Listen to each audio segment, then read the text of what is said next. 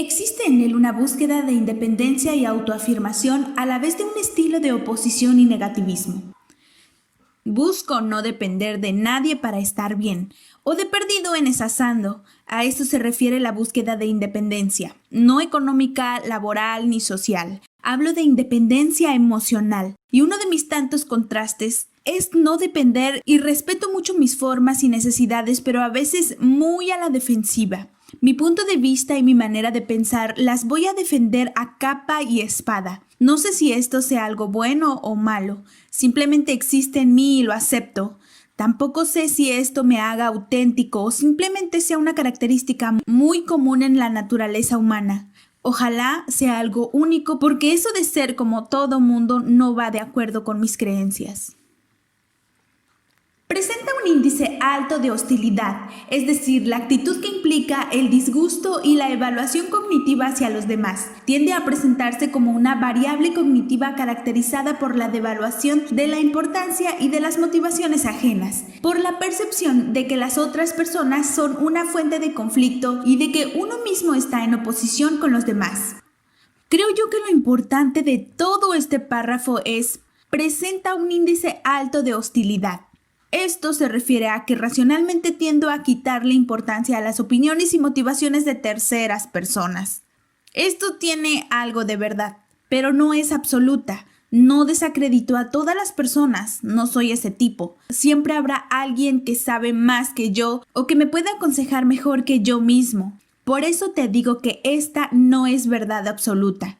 En mi línea de trabajo es muy difícil encontrar a alguien que me dé una opinión adecuada al respecto, y más si socialmente hablando dentro de la industria de la música soy muy solitario y alejado, pero me suena familiar. Por ejemplo, cuando al grabar un disco me ponen un productor al frente del proyecto, se me dificulta que me cambien las cosas solo porque sí o porque para él está mejor su manera que la mía. Probablemente tenga razón, pero me es difícil aceptarlo y adaptarme a dichos cambios porque a mi pensar mi opinión es la acertada siempre. Puede que después de un momento ceda, pero también pudiese ser que no. Y esto es simplemente un ejemplo dentro de mi trabajo. Ya interpersonalmente hablando podría ser yo un poco más difícil, sobre todo en algo que ya repetí antes, cuando me dicen un cumplido.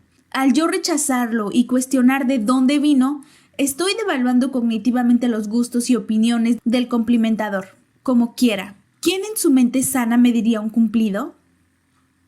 Establece muchos aspectos de un autoconcepto recurriendo a la intelectualización, o sea, intenta ignorar la realidad y neutralizar el impacto de sentimientos dolorosos en relación a su autoimagen, pero con ello sufre distorsiones importantes en la misma. Construyo mi autoimagen con base en ideas intelectualizadas, o sea que de entrada ya le atravieso un mecanismo de defensa. Esto ya es una construcción poco real por lo mismo. También menciona la amortiguación que pongo para que la autoimagen incierta que tengo de mí no cause sentimientos negativos en mi cabeza. Pero gracias a este mecanismo se distorsiona mi realidad, o sea, yo me veo diferente a como los demás lo hacen. Es como ser daltónico de alguna manera. Yo me veo verde cuando los demás me ven rojo. Este creo que es el corazón del diagnóstico, como me veo a mí mismo, y no pudiese estar más de acuerdo. Está emocionalmente constreñido y refrenado. En general, manifiesta muy poco sentimiento de culpa. Ok, creo que estamos entrando en una zona un poco peligrosa. Presenta rasgos de psicopatía primaria como la falta de empatía y aspectos afectivos, además de envidia consciente e inconscientemente, incapacidad y miedo de depender de otros, falta de compromiso interno en relaciones. Solo para aclarar antes de seguir adelante, el psicópata no es aquel asesino sanguinario en series que se presentan en las películas de suspenso, o por ejemplo, cuando aparecen muertos causales del narcotráfico, y alguna señora dice: ¿qué psicópata haría eso? Podrían tener muy poco razón, porque no es necesario ser asesino para ser psicópata y viceversa. Hay una prueba que usa la psiquiatría para descifrar si alguien sujeto en análisis sufre de psicopatía o no. Es una lista de características creadas por el Dr. Robert Hare, famoso psiquiatra especializado en psicopatías, la cual mide en qué nivel de la enfermedad mental está el paciente. palomeando cada una de las características que éste posee y así llegar a una conclusión o diagnóstico. Dicen que este examen solo lo puede llevar a cabo doctores altamente entrenados y experimentados para poder llegar a un diagnóstico confiable. Pero aquí voy a tratar de hacérmelo aunque esté yo muy lejos de ese palmenares necesario. La prueba consiste en ponerla a cada característica un 0, 1 o 2 dependiendo de la fuerza de esta en el sujeto en cuestión. Un prototipo psicópata recibiría un resultado máximo de 40 y a alguien con absolutamente nula tendencia psicopática sacaría un 0. Un resultado de 30 o más califica a una persona con un diagnóstico psicopático positivo. Alguien sin antecedentes criminales normalmente sacaría alrededor de un 5. He aquí la lista de estas características y entre paréntesis la calificación que me doy a mí mismo. Tener un encanto superficial y mucha labia. 2. Tener una estimación exagerada ostentosa de uno mismo. 0. Necesidad de estímulo. 1. Mentiroso patológico. 0. Ser manipulativo y astuto. 2. Carecer de remordimiento y culpa. 1. Ser emocionalmente superficial. 0. Ser insensible y carecer de empatía. 0. Estilo de vida parasitario. 0. Descontrol de comportamiento. 0. Promiscuidad sexual. 1. Problemas de comportamiento temprano. 0. Falta de metas realistas a largo plazo. 1. Ser impulsivo. 1. Ser irresponsable. 0. No tomar responsabilidad de sus propios actos. 0. Muchas relaciones maritales cortas. 0. Delincuencia juvenil. 0. Versatilidad criminal. 0. Revocación de libertad condicional. 0. Según mis cálculos saqué 9 y eso significa que debo tener antecedentes criminales porque los que no tienen deben de sacar 5 o menos. O yo estoy mal o la prueba es apócrifa. Se puede decir que tengo un encanto superficial porque ya que nos introdujeron y estamos en medio de conversaciones y conociéndonos tengo la facilidad de poder caerte bien muy fácil. Se me da la plática y si realmente quiero puedo llegar a ser muy encantador, como dice la prueba. No soy muy fan de la palabra, pero ¿quién soy yo para corregir a un supuesto gran doctor? Hay veces que sí necesito un estímulo externo para lograr cosas o alcanzar objetivos, ya sea económicos o de algún otro tipo que ahorita no se me puede llegar a ocurrir.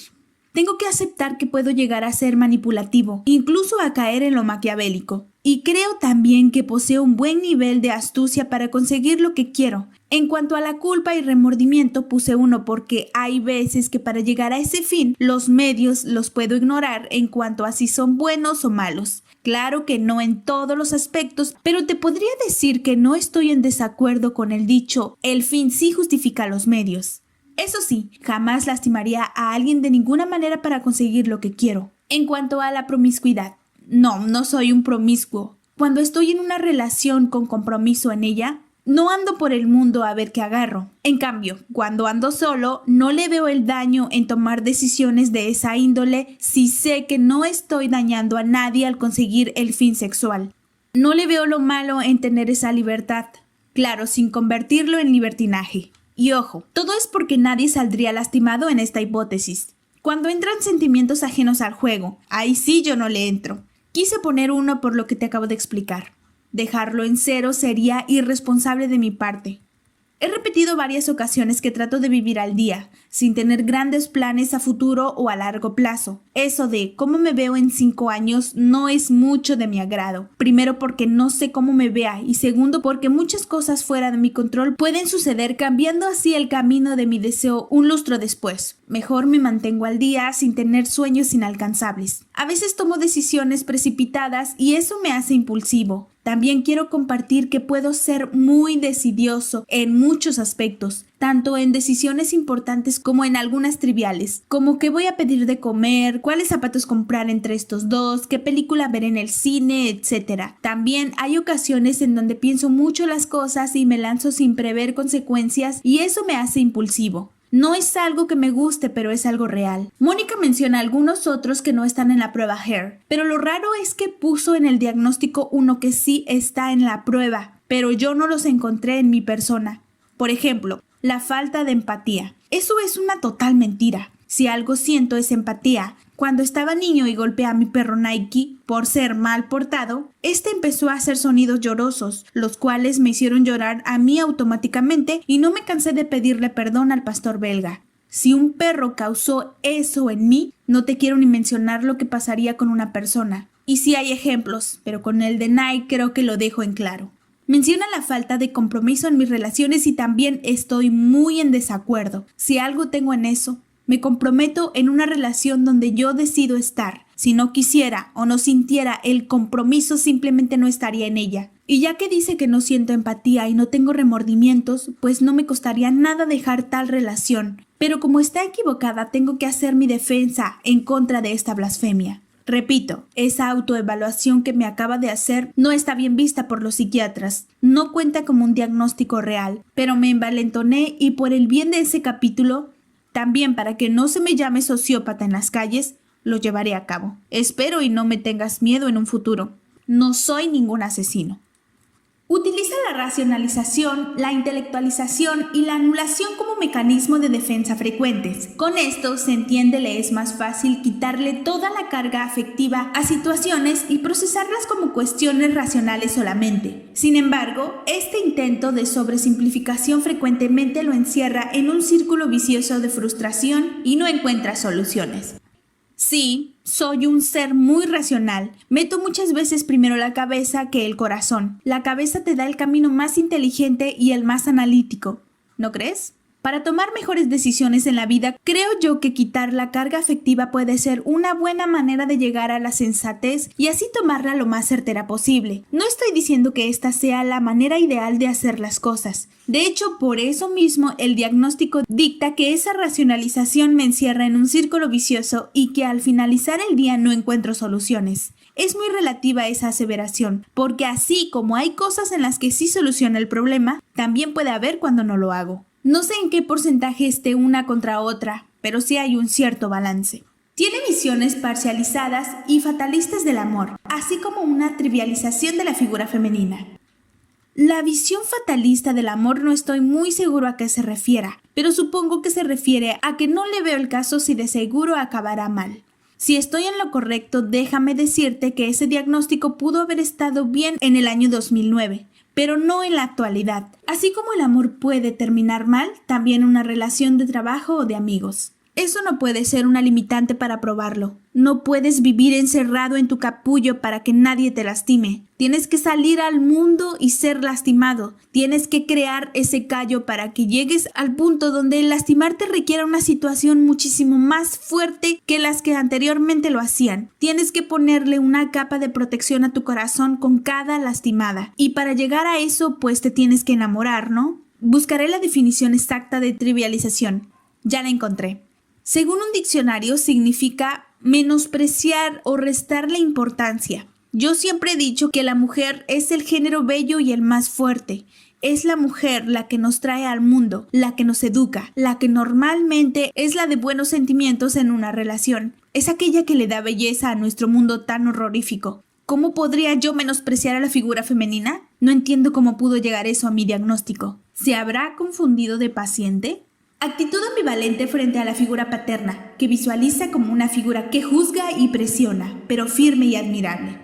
En el diagnóstico que me realizó Mónica en el 2011 también salió esto a relucir, lo que normalmente se refiere como daddy issues. Dice que tengo un problema con mi padre y que ese problema tiene dos caras, que siento presión de su parte y que siento que me está juzgando todo el tiempo, pero a la vez lo admiro y lo veo para arriba. La primer cara de la moneda solía existir hace muchos años cuando yo dependía de él y su aprobación y visto bueno en todo lo que hacía. Al mismo también sentía presión por lo mencionado en el enunciado anterior. Todo esto quedó en el pasado, y no que no me importe lo que piense o lo que sienta por las cosas que hago y logro, sino que ya no siento esa presión. Se puede decir que me independicé de él como dependiente económico, no como familia.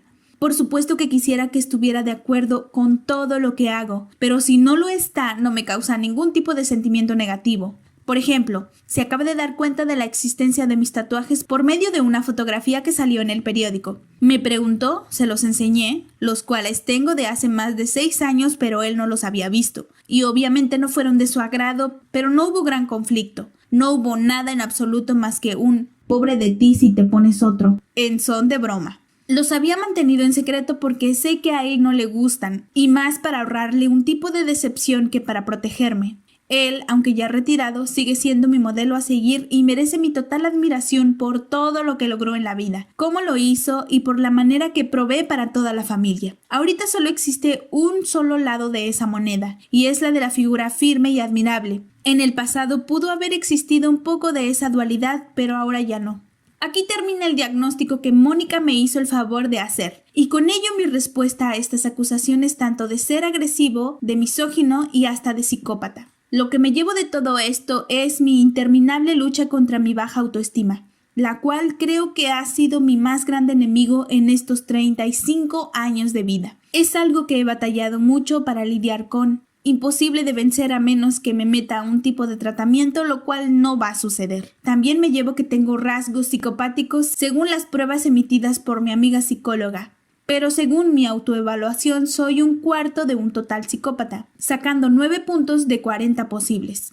No sé cuál de las dos sea más grave, pero tengo la esperanza de que las dos estén equivocadas. Podría suceder. Espero y hayas encontrado entretenido este desmenuzamiento de mi personalidad. Para mí sí estuvo un poco, pero a veces dolió leer la verdad que existe dentro de esta cabeza llena de sueños e imaginación. No le digas a nadie sobre lo que leíste aquí. No queremos que se haga chisme y se me queden viendo feo en la calle.